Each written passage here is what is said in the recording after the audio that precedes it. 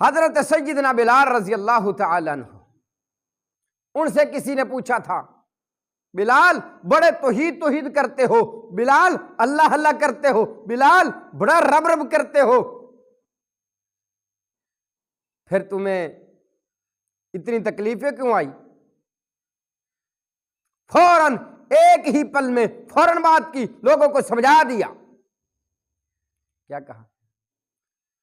سائل کو فوراً سمجھایا۔ فرماتے ہیں جب تم نے بازار سے کوئی چیز لینی ہو، خریدنی ہو، کوئی برتن خریدنا ہو، اس کو چیک کرتے ہو یا نہیں؟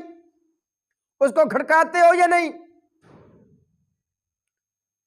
اس کو چیک کرتے ہو یا نہیں کہ یہ کون سی مٹی کا بنا ہوا ہے؟ کیا اس پر جب بوجھ آئے گا، جب اس پر پانی ڈالا جائے گا تو کیا یہ خراب تو نہ ہو جائے گا؟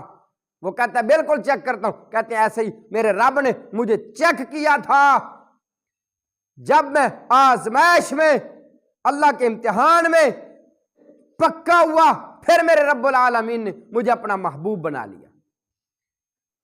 ایسے ہی نہیں، رسول اللہ صلی اللہ تعالی علیہ وسلم جب معراج پر تشریف لے کے گئے،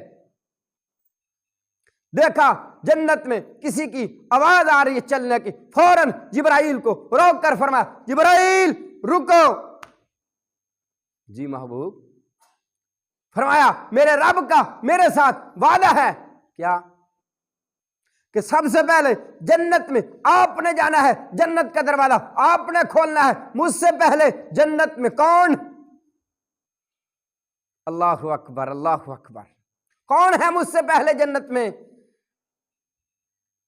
فرمایا محبوب صلی اللہ تعالی علیہ وسلم کوئی نہیں ہے، بس آپ کا یار ہے، آپ کا حبدار ہے، آپ کا غلام ہے، حضرت آپ کا صحابی ہے، حضرت بلال رضی اللہ تعالی عنہ ہیں۔